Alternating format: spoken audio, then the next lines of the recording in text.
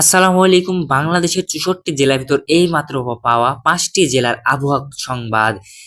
এই ৫টি জেলাতে ভয়াবহ ঝড় বৃষ্টি, ঘূর্ণিঝড় এবং দানবীয় আকৃতির ঝড় বৃষ্টি হওয়ার সম্ভাবনা রয়েছে। এই ৫টি জেলাতে বন্যায়ও ঘরবাড়ি ডুবে যাওয়ারও সম্ভাবনা রয়েছে। চলুন বেশি দেরি না করি ভিডিওটি শুরু করা যাক। ভিডিওটি শুরু করার আগে আমি আপনাদের কাছে ছোট্ট একটা রিকোয়েস্ট করব। আমার চ্যানেলে যদি আপনারা নতুন হয়ে থাকেন অবশ্যই আমার চ্যানেলটি সাবস্ক্রাইব করে আমার পাশে থাকবেন। আমরা সরাসরি চলে যাব রাজশাহী জেলা নওগাঁ বিভাগে।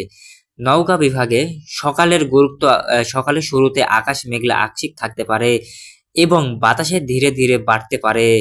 বেলা বাড়ার সঙ্গে সঙ্গে কালো মেঘ জমতে হালকা বৃষ্টি শুরু হতে পারে। দুপুরের পর বর্ষসহ বৃষ্টি, মাঝারি থেকে ভারী বৃষ্টির সম্ভাবনা দেখা দিতে পারে।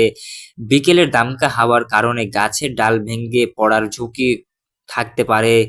সন্ধ্যার দিকে কিছু এলাকায় জলাবদ্ধতা, বৃষ্টি হতে পারে।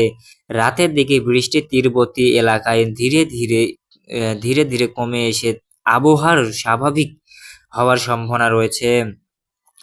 মাগুরা সকালের আংশিক মেঘলা থাকতে পারে এবং আবহাওয়ার অনুভূতি হতে পারে। বেলা বাড়ার সঙ্গে সঙ্গে দামকা হাওয়া শুরু হতে পারে। দুপুরের পর বজ্রসহ ভারী বৃষ্টির সম্ভাবনা হতে পারে। বিকেল বা রাতে বাতাসের গতি আরও বৃদ্ধি পেতে পারে এবং নিচু এলাকায় পানি জমার আশঙ্কা থাকতে পারে। সন্ধ্যার পর বৃষ্টির পরিমাণ ধীরে ধীরে কমে বাতাস আসতে পারে। গভীর রাতে আবহাওয়ার কিছুটা উন্নতির দিকে যেতে পারে।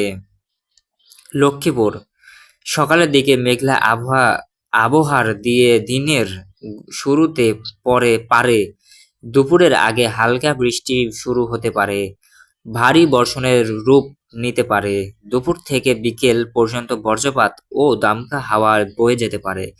কিছু এলাকায় সাময়িক জলাবদ্ধতা দেখা দিতে পারে। সন্ধ্যার পর বাতাসের গতি কমতেও পারে।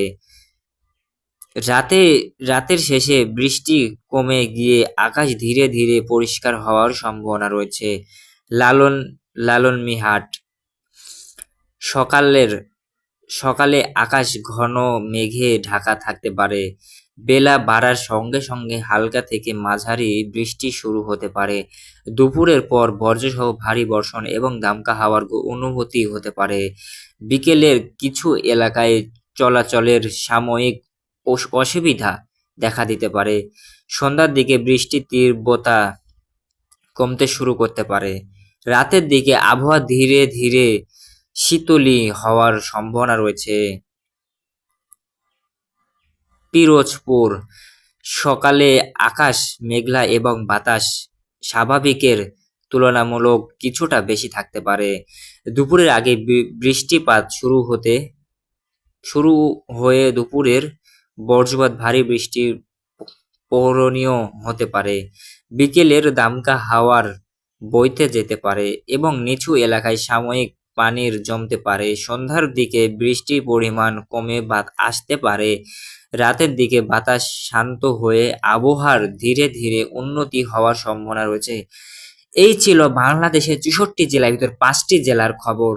এই ৫টি জেলার ভিতর আপনাদের যে জেলাটি পড়ে থাকে অবশ্যই আমার চ্যানেলটি সাবস্ক্রাইব করে পাশে থাকবেন, কারণ এই ৫টি জেলাতে ভয়াবহ ঝড় বৃষ্টি এবং ঘূর্ণিঝড় হওয়ার সম্ভাবনা রয়েছে। এই ৫টি জেলাতে বন্যাও আসতে পারে।